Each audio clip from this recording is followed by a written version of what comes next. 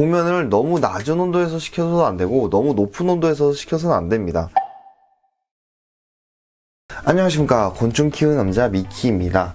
오늘은 동면에 대해서 이야기를 좀 해보려고 해요. 모든 사슴벌레들은 성충으로든 유충으로든 동면을 하기 마련인데요. 그러나 우리가 유충들을 동면을 시킬 수 없기 때문에 대부분은 성충들 기준으로 우리가 동면을 시키게 됩니다. 동면을 시키게 되면은 아무래도 좀 더 성숙할 수 있고 그만큼 조금 더 수명을 연장할 수도 있을 뿐만 아니라 이 산란 효율에도 좀 더 좋다고 이야기를 많이 하고 있습니다. 일단은 제가 왕사슴벌레 한 마리를 준비를 해왔는데 이 왕사슴벌레를 세팅을 해보면서 이제 이야기를 좀 더 해보겠습니다. 벌써 이렇게 동면할 시즌이 왔어요. 이 개체 같은 경우에는 제가 내년 종충으로 쓸 예정이고요. 자, 그럼 바로 세팅하는 방법에 대해서 설명을 해드리겠습니다.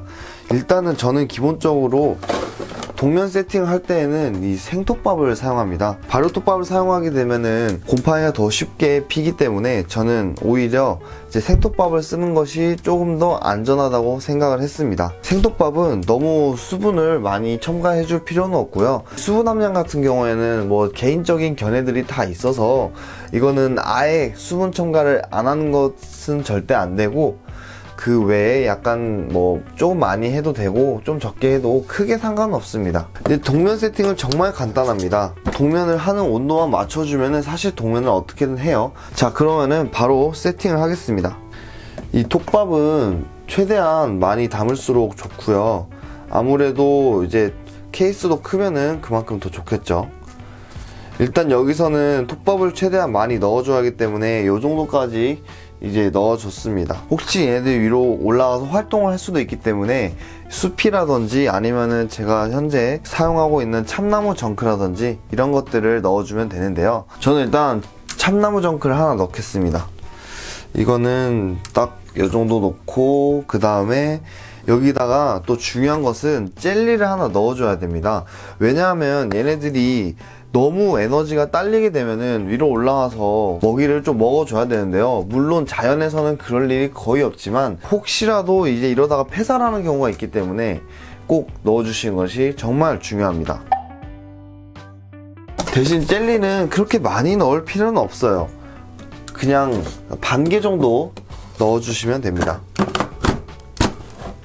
그래서 저는 딱 이렇게 반 개만 넣고 이제 사슴벌레를 투입을 하겠습니다.